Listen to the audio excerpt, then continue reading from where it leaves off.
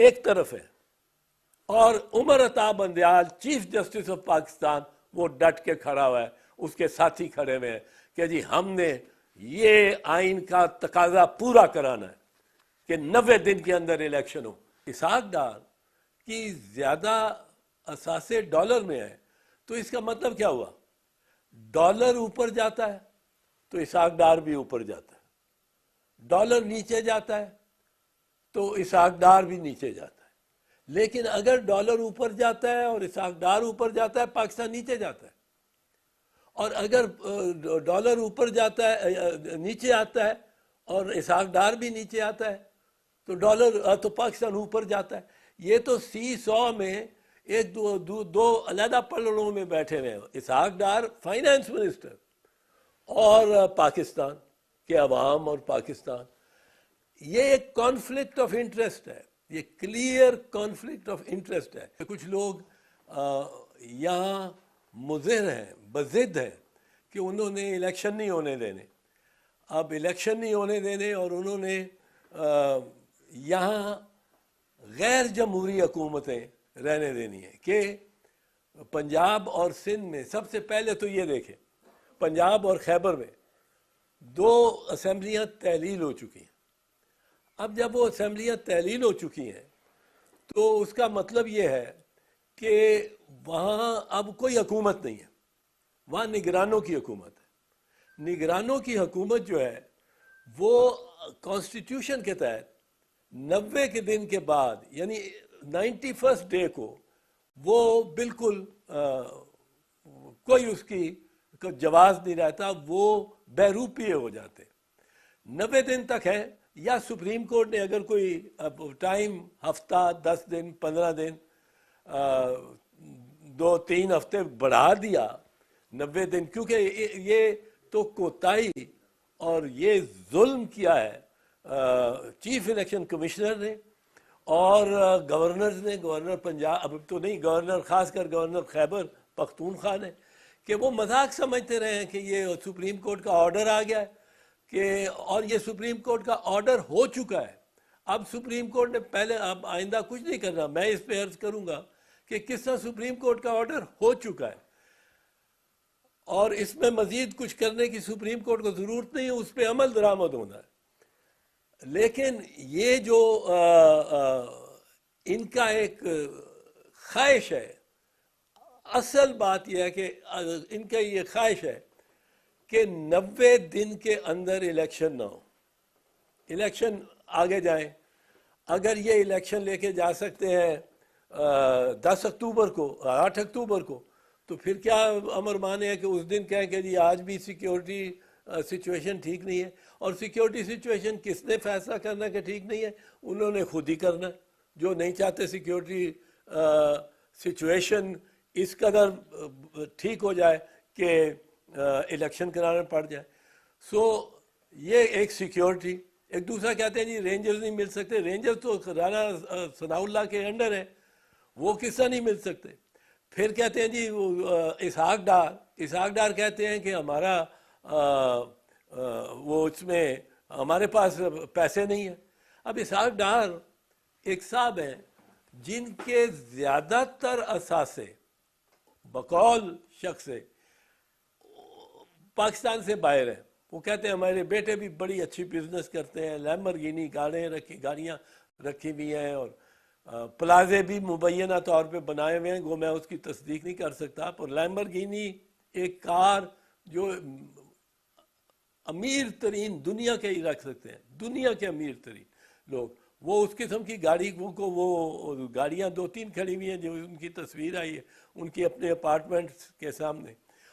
اب وہ کہتے ہیں کہ جی یعنی وہ زیادہ تر ڈالرائزڈ ہے، وہ ڈالرائزڈ ہے۔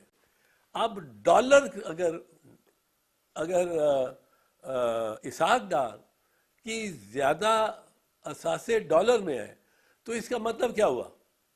ڈالر اوپر جاتا ہے تو اسحاق ڈار بھی اوپر جاتا ہے، ڈالر نیچے جاتا ہے تو اسحاق ڈار بھی نیچے جاتا ہے۔ لیکن اگر ڈالر اوپر جاتا ہے اور اسحاق ڈار اوپر جاتا ہے پاکستان نیچے جاتا ہے، اور اگر ڈالر اوپر جاتا ہے نیچے آتا ہے اور اسحاق ڈار بھی نیچے آتا ہے، تو ڈالر تو پاکستان اوپر جاتا ہے. یہ تو سی سو میں ایک دو علیحدہ پلڑوں میں بیٹھے ہوئے ہیں، اسحاق ڈار فائنانس منسٹر اور پاکستان کے عوام اور پاکستان. یہ ایک کانفلکٹ آف انٹرسٹ ہے، یہ کلیئر کانفلکٹ آف انٹرسٹ ہے جو ایک وزیر کا نہیں ہو سکتا اپنی ریاست سے. اور وہ اس پہ اسی معاملے کا کہ ڈالر ریٹ کیا ہو، اس میں سب سے اہم اس کا ایک کردار اور حتمی کردار ہے. تو اس میں اب آپ دیکھیں یہ ان کے پاس کس طرح حکومت چھوڑی جا سکتی ہے. ایک صاحب باہر بیٹھے ہوئے ہیں، وہ مفرور ہے، وہ سزا یافتہ ہے. مفرور وہ ہوئے بھی ہیں عدالت کو دھوکہ دے کے کہ 8 ہفتے کی چھٹی لے کے باہر گئے اور 4 سال سے بیٹھے ہوئے باہر. اب کون سے مجرم کو، ملزم کی نہیں میں کہہ رہا ہوں، وہ مجرم صحیح ہے فیصلہ، غلط ہے فیصلہ، وہ فیصلہ کرائے. کون سے مجرم کو کس عدالت نے اس دنیا میں یہ دیا سہولت دیا کہ وہ اپنے ملک سے اور عدالت کے اختیار اس سماعت کا جو ایک دائرہ ہے اس سے باہر چلے جائیں؟ کبھی نہیں ہوا. ملزم کو بیل دے کے اور آپ پاسپورٹ رکھ کے یا پاسپورٹ دے کے اور باہر جانے کی اجازت دے سکتے ہیں. مجرم کو آپ جیل میں سے ہی نکال لیں تو بڑی اس کی غنیمت ہے اس کے لیے. اور اس کو آپ اور وہ باہر بیٹھا ہوا، وہ ہمارے سامنے چل پھر رہا ہے، انہی اپارٹمنٹس میں آ جا رہا ہے جو متنازع ہیں. اور یہ سب پتہ نہیں قوم کو یہ بے وقوف سمجھتے ہیں، سب کے سب اب وہ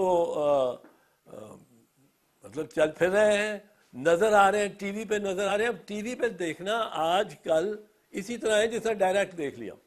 ٹی وی فاصلے قریب تر کر دیتی ہے، تو ساری قوم دیکھتی ہے ان اپارٹمنٹ سے ان کو آتے جاتے ہوئے. پر جہاں تک یہ تعلق ہے معاملہ، اس کا کیا تعلق ہے میاں نواز شریف سے؟ میاں نواز شریف سے یہ تعلق ہے کہ میاں نواز شریف کی اپنی حکومت میں ایک دفعہ پہلے بھی chief justice of Pakistan Sajjad Ali Shah کے خلاف ایکشن ہوا. اس کی عدالت پہ دھاوا بول دیا اور وہ چیف جسٹس اور اس کے ساتھ جو 2-4 جج بیٹھے ہوئے تھے، دو ایک طرف، وہ کرسیاں وہ اپنے نکلنے کے لیے، کیونکہ وہ سارے ورکر اوپر چڑھ آئے عدالت کے سٹیج پہ، وہ کرسیاں گرا کے بھاگے. کیا سین ہوگا آپ دیکھیں 1997 میں. اس وقت یہ اتنے وہ نہیں ہوتے تھے، یہ میڈیا 24/7 تو وہ تصویر نہ بن سکی. پر کیا یہ سیل فون بھی ایسے نہیں ہوتے تھے کوئی بنا لیتا تصویر. پر کیا سین ہوا ہوگا کہ چیف جسٹس اور 5 ججوں پہ ایک پورے مجمع نے حملہ کر دیا اور اس پہ آپ فخری کرتے ہیں. پھر آپ کی ٹیپس اور آڈیو ٹیپس پکڑی گئیں کہ آپ نے ججز کو یہ کہا کہ بی بی شہید اور آصف زرداری صاحب کو سزا دو، زیادہ دو، اور میاں صاحب یہ کہتے ہیں، اور میاں صاحب کی ڈکٹیشن پہ آپ نے ان کو سزائیں دی جو بعد میں سپریم کورٹ نے سیٹ اسائڈ کر دی اسی بات پہ کہ اس پہ. اور وہ آڈیو ٹیپس جو جسٹس قیوم سے گفتگو، جسٹس راشد عزیز سے گفتگو، chief justice Lahore high court سے جو گفتگو اور جن کو ہدایات یہ دے رہے تھے، وہ آج تک 18 سال ہو گیا اس کو، وہ کسی نے ان کی تردید نہیں کی. نہ میاں شہباز نے کی ہے، نہ سیف الرحمان نے کی ہے، کسی نے تردید نہیں کی. اب دیکھیں یہاں اب وہ ری پلے کر رہے ہیں کہ چیف جسٹس کو نکالنا ہے. چیف جسٹس کا قصور کیا ہے؟ چیف جسٹس کا قصور یہ ہے کہ یہاں 2 سوچیں ہیں. ایک سوچ یہ ہے جو جسٹس منیر کے وقت سے، چیف جسٹس منیر سے 1950 کے اشرے سے چلی آ رہی، اور دوسری سوچ ہے جو آئین کے پاسداری کی سوچ ہے، اور وہ جسٹس اے آر کارنیلیس جو کہ اس وقت اقلیت میں تھے، ان کے سے چلی آ رہی ہے. اب جسٹس منیر کا کیا کی وراثت کیا ہے کہ وہ نظریہ ضرورت. نظریہ ضرورت وہ نظریہ ہے جس کے باعث 4 مرتبہ پاکستان میں مارشل لا لگا اور ساری فوج نے ساری حکومت سنبھال لی. وہ نظریہ ضرورت کیا ہے؟ وہ نظریہ ضرورت یہ بالکل میں آپ کے لیے آسان اور یہ صرف وکلاء کے لیے نہیں، جو باہر بھی بیٹھے ہیں وکلاء تو سمجھتے ہیں اس کو. نظریہ ضرورت یہ بڑا سادہ سا نظریہ.